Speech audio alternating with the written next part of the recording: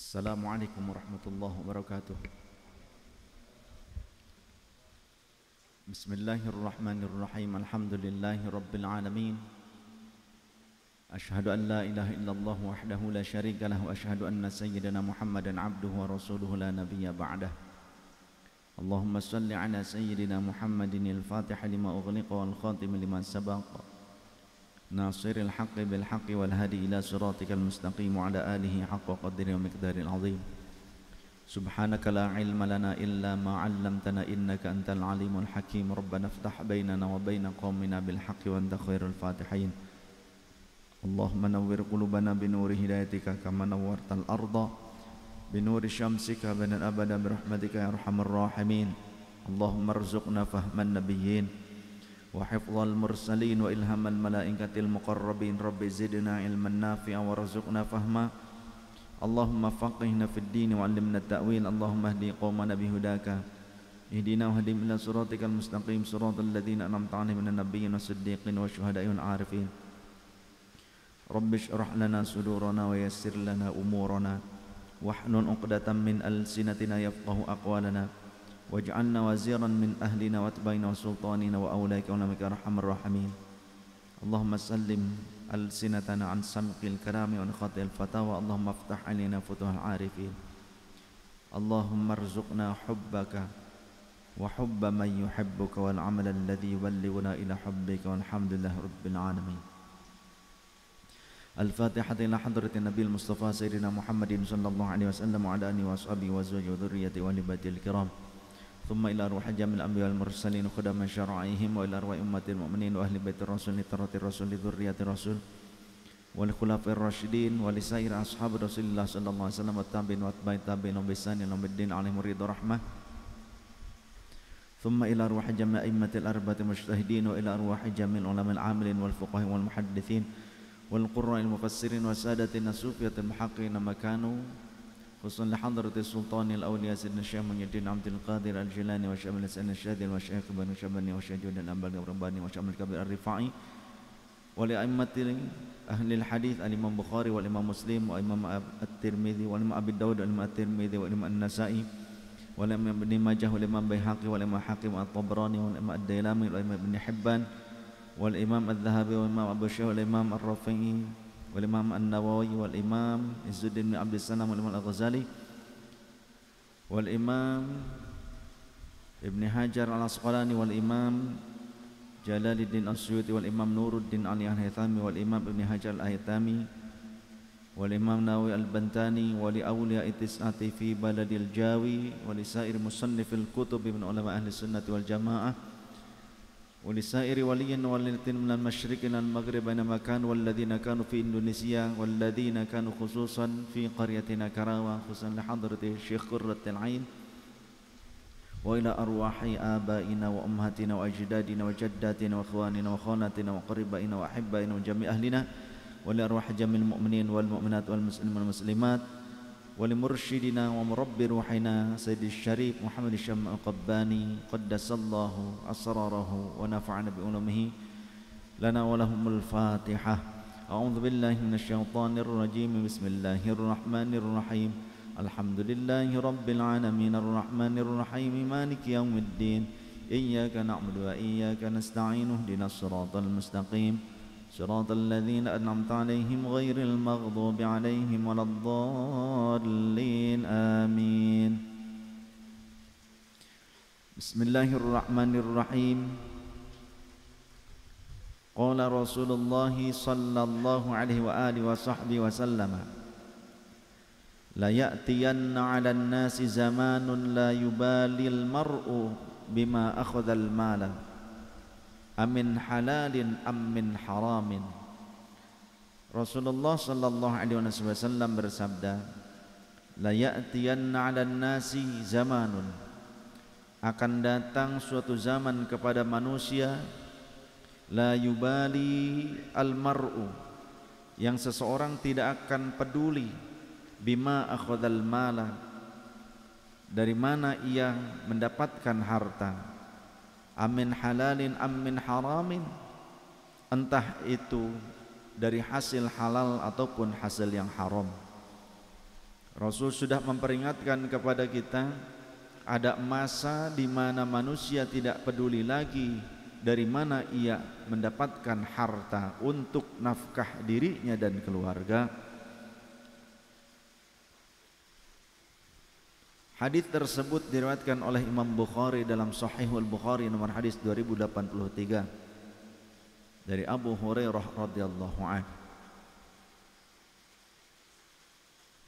Kemudian dalam riwayat hadis yang lainnya Rasulullah sallallahu alaihi wasallam menyampaikan, ta'isa abdud dinari wad dirhami wal qatifati wal khamisati in u'tiya radiya wa in lam tu'ta wa in lam yu'ta lam yarda.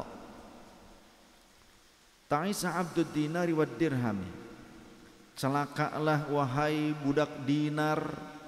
Dinar itu uang koin emas, bahannya emas kalau dinar. Wad dirhami, dan dirham, dirham bahannya dari perak. Wal qatifati, dan budak qatifah.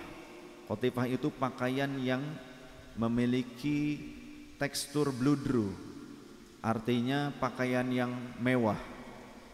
Wal khamisati, dan khamisah, yakni pakaian yang berwarna hitam yang ada bintik merahnya. Maksud dari kalimat Rasul ini, Rasul tidak menyukai orang-orang yang menjadi budak dunia, bukan orang yang memiliki dunia. Bedakan antara pemilik dunia dengan budak dunia. Karena budak dunia meski tidak memiliki banyak harta, tapi ketika imannya itu ditentukan oleh dunia, oleh harta yang sedikit, bahkan mungkin saja dia bisa menjual agamanya hanya karena harta, maka berarti dia adalah budak dunia. Bukan karena dia kaya, meski tidak kaya, tapi ketika keimanannya mudah rungkan, mudah goyah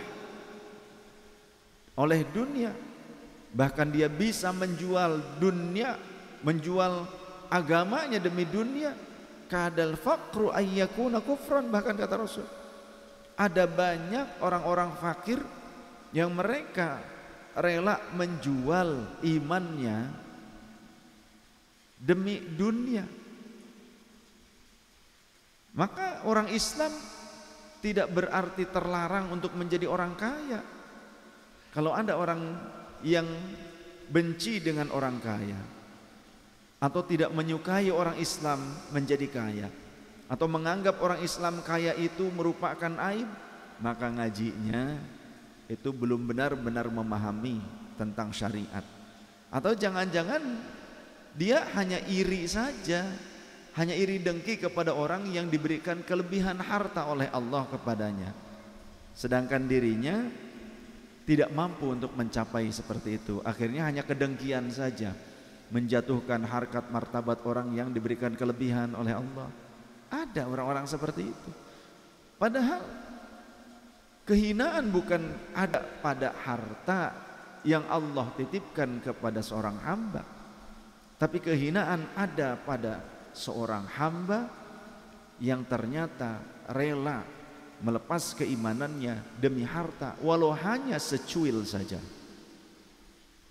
Tapi jika ada seorang hamba yang difasilitasi dan dititipi oleh Allah dengan fasilitas harta yang berlimpah, tapi dia tidak merasa itu miliknya, dia tetap berkeyakinan bahwa ini adalah titipan dan ujian dari Allah, maka dia selalu mawas diri dan menggunakan harta tersebut untuk bekal ibadah, bekal kemaslahatan umat, untuk membiayai kebaikan-kebaikan yang akan menjadi amal soleh dia yang menemani kelak di dalam kuburnya. Maka ini bukan hal yang buruk. Justru kenapa Islam mengajarkan zakat? Jadi ajaran zakat adalah tentang pemerataan. Islam mengajarkan sedekah. Lantas kalau kita tidak boleh kaya, berarti kita hanya bisa sedekah dengan pikiran kita, dengan tenaga kita, dengan waktu. dengan nasihat. Tapi kita mungkin tidak bisa bersedekah dengan harta. Kemudian ada kaum muslimin yang lemah, keimanannya juga lemah dalam urusan dunianya, sehingga mereka mungkin saja akan mudah melepaskan keimanannya. Lalu kita tidak bisa berbuat apa-apa. Ada seorang muslim yang mungkin menjadi tawanan perang, kemudian harus ditebus. Seorang muslim yang menjadi budak belian karena ditawan oleh orang-orang kafir, oleh orang Yahudi. Kalau kita menjadi muslim yang lemah, tidak memiliki kekayaan, bagaimana bisa membebaskan mereka? Jadi tidak ada salahnya orang muslim itu kaya. Yang terpenting dari mana ia mendapatkan kekayaan dan dengan cara apa dia mentasarrufkan, menggunakan kekayaannya tersebut. Karena itu yang akan dimintai pertanggungjawaban pada hari kiamat.